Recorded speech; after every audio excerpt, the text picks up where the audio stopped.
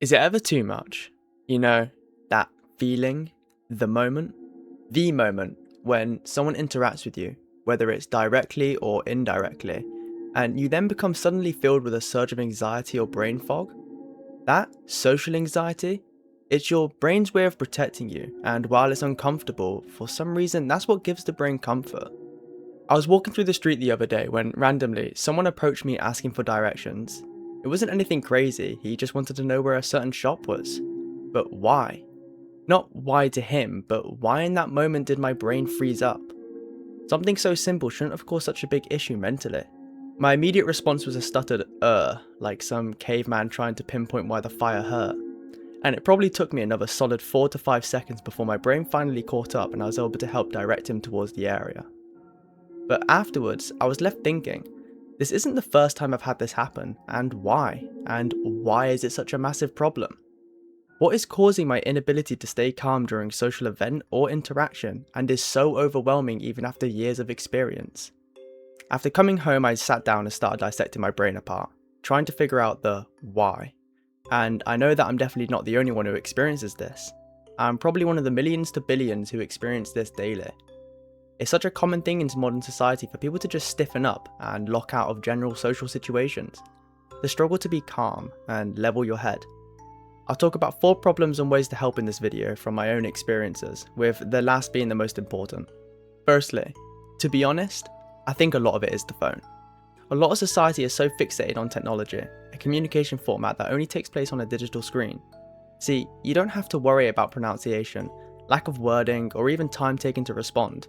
The phone shields that from us, but in real life that barrier isn't there to protect you. In the moment, the brain freezes, not out of confusion or social anxiety a lot of the time, but because we've been so desensitized to it. For example, if someone's asking if you're busy, on text you have time to think, check, and answer without the worries of someone waiting. But if you're to be asked in person, how would you respond? I think a lot of people, including me, would respond vaguely or obliviously. We're so used to having protection from technology, it's almost as if we've kind of lost how to analyze communication in the moment. And I know this isn't the only reason, I'm just speaking from my experiences. A lot of today's issues of social panic definitely come from social anxiety and the fear regarding any social situation, not the lack of communication. I just think that on a basic premise, the inner layer of issues stems mostly from stimulation with technology. And for the other side of the coin, I think a lot of people just aren't very good at social situations in general.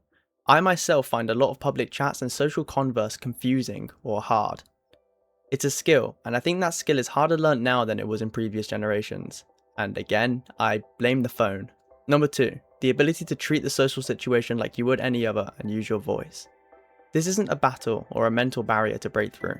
It's more of just shifting your head faster, and over time, the ability to register communication quicker. I find that constant exposure isn't necessarily a fix. It definitely helps, but doesn't eliminate. I think it's more about training your mind separately that helps, rather than just jumping into the deep end. For anyone listening to this who struggles to be calm in social situations, stop texting as much.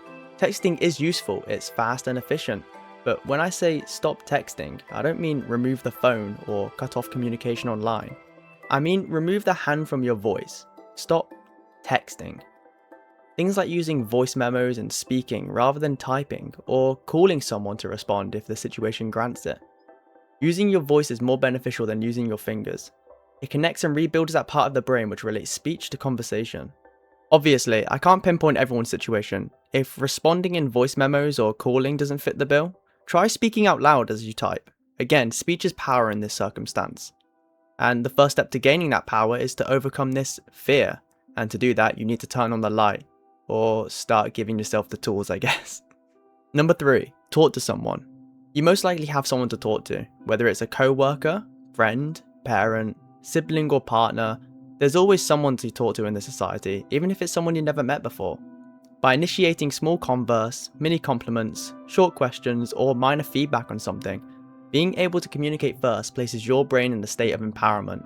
It allows you to feel more subconsciously in control, and by listening to someone else speak, you can sort of learn and listen rather than speaking out of pure panic. And while they give you a response about their compliment, short question or feedback, it allows your brain to catch up and think of something to reply with. Short exposure, not immediate submerging.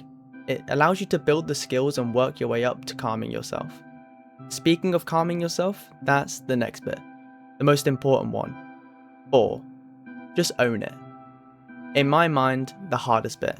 This is what leads us back to the initial story, the brain fog and the anxiety in the moment. I've tried lots of methods to control it. I've tried to ground myself in the moment, practice public speaking, introduce myself to other people, and even cutting back on the phone. This is the odd one. It's the problem of this video. How do you remain calm in a social situation? While improving your ability to handle conversations helps, the remaining calm is a separate thing.